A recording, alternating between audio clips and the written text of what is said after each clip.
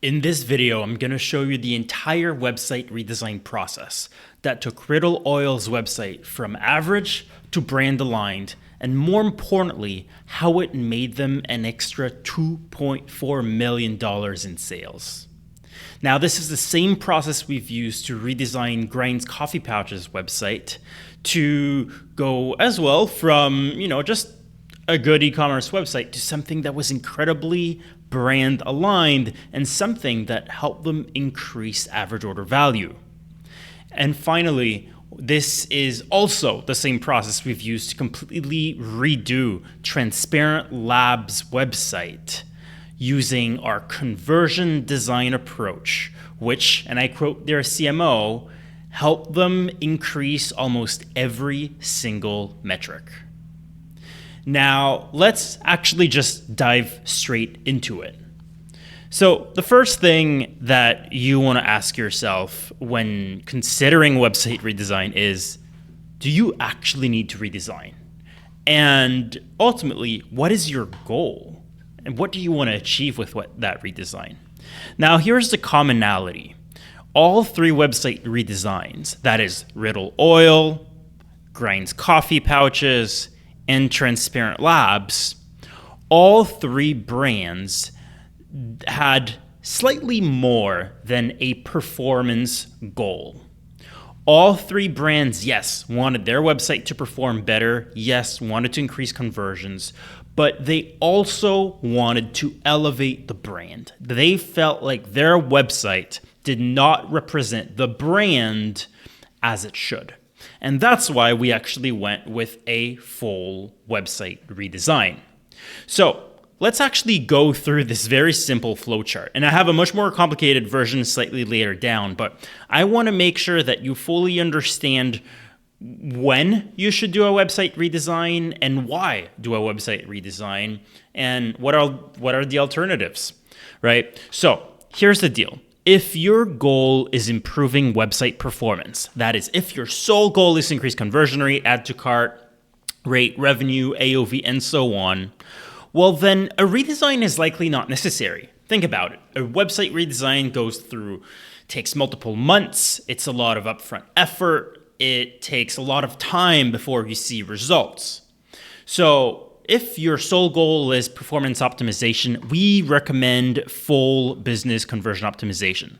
What that means, well, I have an entire video about this, but this is a conversion optimization process that identifies what's working and what's not working with your website, and then through A/B testing and iterative changes, we make it better month after month.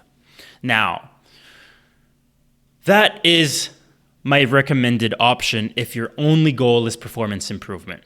That said, if your goal is to update your brand, to elevate it, to have a design that serves your brand goal, but at the end of the day, you still got to pay your bills, you still need to convert customers efficiently, well, in that case, that's when a conversion redesign can make sense. All right, so now, if your conclusion is that, yes, you want to proceed with a website redesign, and more importantly, a conversion redesign, well, then great, because keep watching. In the next couple minutes, I'm going to walk you exactly through what is the conversion design approach, how it works, and how it can get you a fantastic looking website that also happens to make you more money. So before we actually dived into this, though, I think it's important to first look at what is the traditional, the widely accepted redesign approach. And then we're going to look at why it may not be ideal. And then we're actually going to dissect the conversion design approach with a bunch of real life examples. So let's take a look. Now, the traditional conversion design, or I should say the traditional redesign approach, is likely something you're quite familiar with if you've been, in web design for a while, or if you've been operating a business for a little bit, right? So it's nothing out of the ordinary. It starts with gathering requirements, looking at competition, inspiration, and creating a design brief. What do I need? What do I want? Once that's done, the design team starts creative brainstorming, building a mood board of what we want the website to look like. Now, once that it's approved, then wireframing begins, the website structure is starting to take shape, and then content is getting written, content is getting created, and finally, well, then the final design is built. Once everything is approved, then it gets developed and boom, it gets launched, right? And over time, updates are made, improvements are made, and so on. So nothing out of the ordinary. Now, this approach is what 99% of people are familiar with. But here's a story I thought was worth sharing of an 8-figure e-commerce brand that came to us a couple years ago, quite panicked. What happened is this D2C brand wanted to get a brand new site, right? They wanted something that reflected the direction that their brand was going into. And ultimately, they hired a very awarded design agency, which ultimately did great work. Like visually, the website looked fantastic. I will also say it checked all the boxes when it comes to best practices for usability, for conversion optimization best practices, and so on. And it's safe to say that everyone was pretty happy with that redesign. Now, what happened, however, well, let's just say that slightly fewer people were happy about it because the website launched and ultimately conversion rate tanked. Site performance that they took years to build and optimize for pretty much vanished overnight. And this is not fear mongering. This actually happened. And what happened is they actually had to fire a couple team members to cover for those performance losses. This is probably one of the most drastic example that I've seen in my career, but this just shows that something that's beautiful and that ticks the best practice boxes doesn't mean it's going to perform better. So what happened is this brand, came to us all panicked and said, hey, we launched this new website. It is not working. We need to optimize it. Now, this caused a couple issues because one, they ended up having to revert to their old theme. And then ultimately, all those months of design, of collaboration that they did with their other design agency, well, that was kind of all gone. And now they were a bit in survival mode. They reverted to their old theme, but then they got quite a bit of a performance loss. The new theme was on hold, and now we had to figure out what went wrong.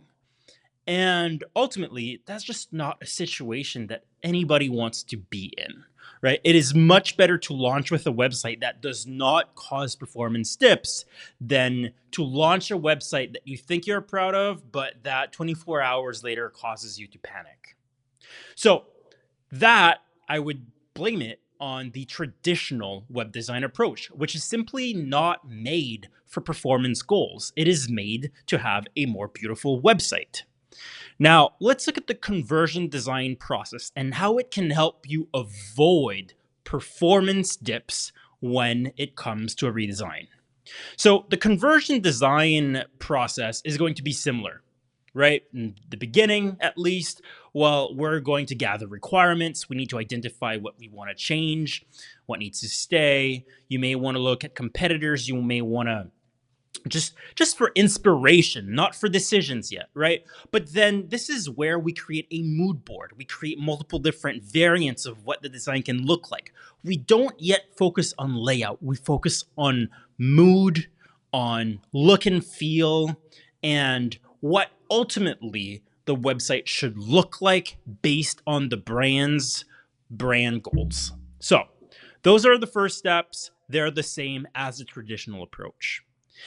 Now, the difference here is instead of going straight to wireframing and copywriting and building content and deciding the layout of the pages and then designing that, we need to add a conversion research process.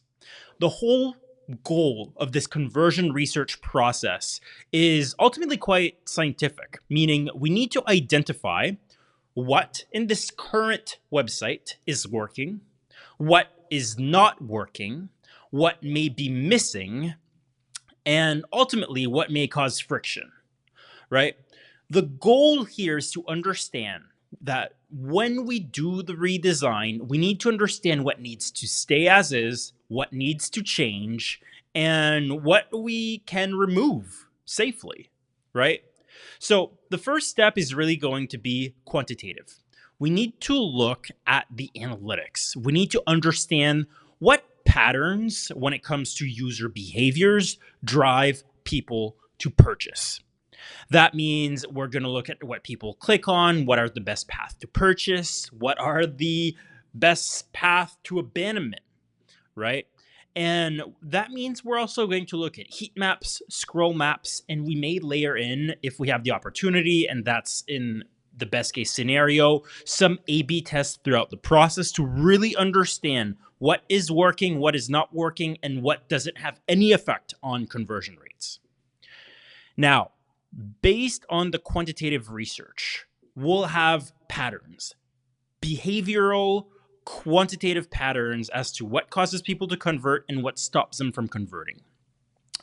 The issue with quantitative data is that it just gives you numbers and percentages and ratios and things like that, but it doesn't really help you understand the customer. And at the end of the day, the person buying your products, well, they're human beings, right? So it's important to better understand your customer in order to understand what content actually resonates with them.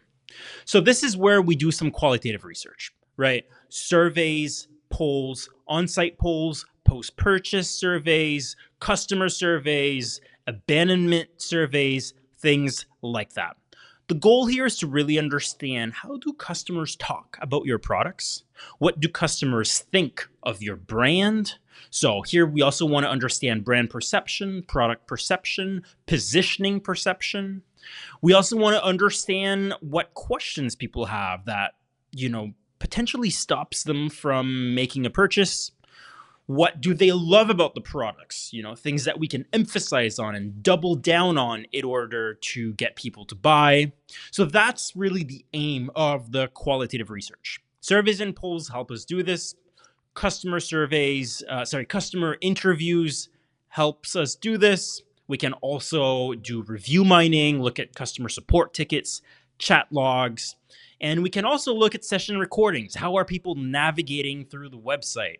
And then we can also do some usability research and usability testing, right? Once we do that, we have another type of pattern, the actual voice patterns of the customers.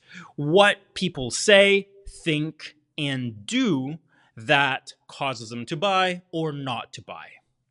Now, I know I went quite deep here in terms of this research, and it may feel to you like this is something that just takes a lot of time. And yes, it does take some time, but it takes a lot less time to do this and then to get a website that's backed by data than, let's say, to launch a website that flops, and then you kind of have to figure out what went wrong. Now, once we have this data, the other steps become so much easier, because at this point, we should have a pretty good idea of what is working and what is not working, what can be removed, what absolutely needs to be in the new website. And when it comes to creating copy or creating content, because we've done the research ahead of time, we know how to prioritize this content. We know what pieces of information or educational pieces needs to have most importance on PDPs, on the homepage, on PLPs. What isn't really necessary and might just clutter the website, right? So based on this, now if there's a lot of copy that was written, we can always do some copy testing, and then we create the wireframes. At that point, the wireframe is going to include some of the content, some of the layouts, and through the conversion design approach, what we recommend and what we like to do is to do some usability testing on the actual wireframes and on some of the initial designs. What that allows us is to get micro validations ahead of the website's launch, right? The reality is humans are full of biases. We will prioritize what we personally prefer. We'll make decisions that are based on our personal preferences. And, when we know so much about maybe the brand or our products, well, we have the curse of knowledge, right? Which means that sometimes what's going to happen is what we think is obvious to customers isn't actually at all.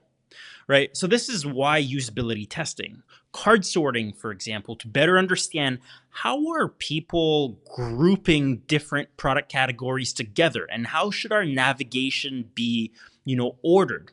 All of those things, become quite clear and slightly easier to do once we do these types of usability tests. Now, I'm going to show you a couple examples of how we've used conversion research as part of the conversion design process to build websites that made the brands a lot more money. And the first example is Riddle, right? I said earlier that Riddle Oil is a brand that's generated over $2.4 million in additional annual revenue through conversion optimization and this conversion design approach. And yes, we were the ones leading this program. Now, let's say, you're looking on a product page. One of the things that we found out in the initial conversion research was that people were often quite confused about how are the products working together. They sell fragrance in oils, but it's also not your typical type of cologne, fragrance, perfume, right? And they have a bit of a system. So we realized that customers had a bit of confusion around how to combine products, how they work together, what was the order in which they should be used. So we tested, even ahead of the new website launching, different ways of talking about the routine. Now you can see this is the new website. We're addressing it here directly in the nav bar and people can shop the routine steps. We've addressed it here on the actual PDPs. We've addressed it on the homepage. It's talked about in different areas of the website as well. But this is something that takes significant amount of space on the website. It is something that without research backing up, becomes uncertain about whether it's important or not. So what we're able to do is before launching this site, before even knowing what to design, we were able to test a couple ways of talking about the routine. We were able to iterate ahead of time. We were able to understand and figure out exactly which version would create the company more sales, more revenue, more conversions. And the routine is one example, but for example, the hero, some of the copy, how some products are paired, those are all things that we were able to get validation for ahead of the website's launch.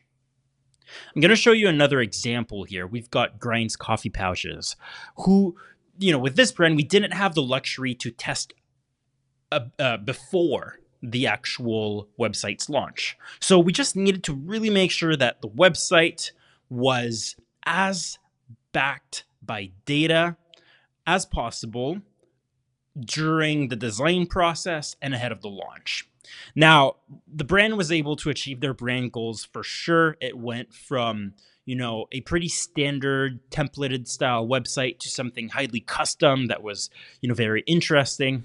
But one of the things we found out, for example, was that customers didn't understand the products. There was a lot of confusion. Some people thought that those had nicotine, but, it doesn't. So we knew that that was something, and that was a point that needed to be addressed early on. So you'll notice that, it is addressed very early on here. It's just coffee and caffeine. There's a lot more details around the actual products, how to use, how those products work. And that really answered a lot of, what was previously unanswered customer questions that caused frictions, that caused people to abandon. And now, the website is able to answer that, and the new website launched instantly looked better, of course, but the brand was also able to scale. They saw performance lifts across every metric. They were able to, feel confident about what they were showing to customers. And of course, well, they had much fewer customer concerns and questions.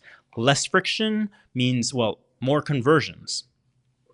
This same approach here was done with Transparent Labs. Transparent Labs is a brand that we've been working with for years, and we've had the luxury, of course, to test before, during the redesign, and now we want to talk about the after, because here's the deal.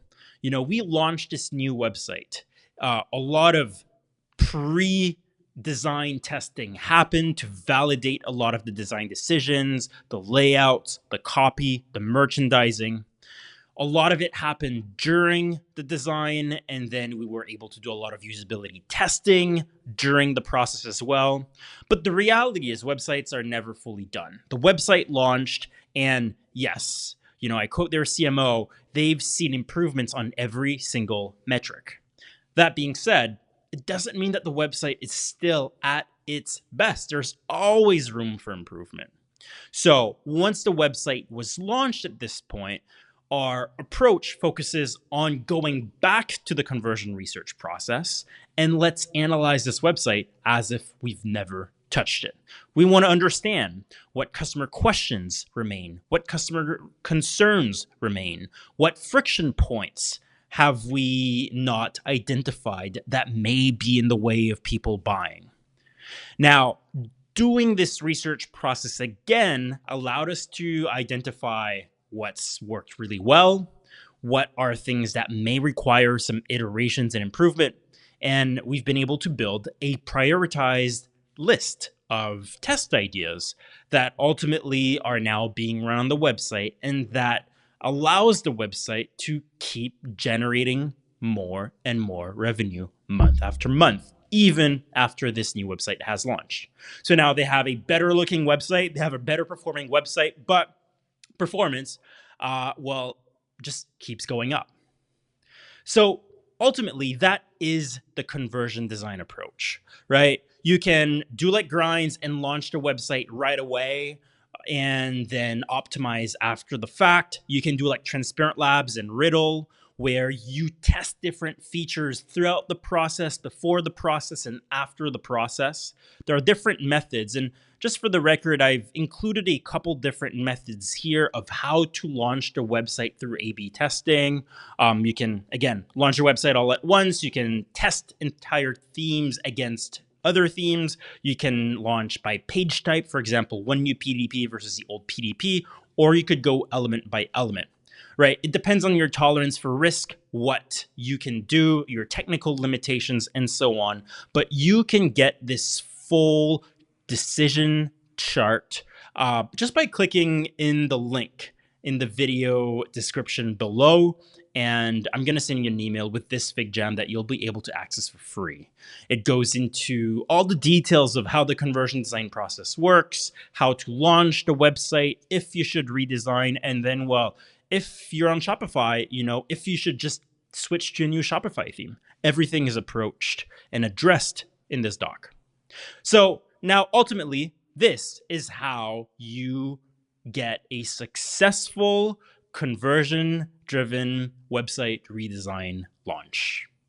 Now, we've done that for plenty of brands. If you want our help with understanding how you can do this for your brand, with understanding how we can help you scale your website and, of course, make it look a lot better, well, just go to splitbase.com and book your free discovery call. And we're going to hop on a quick call and chat about how we can make this happen for you.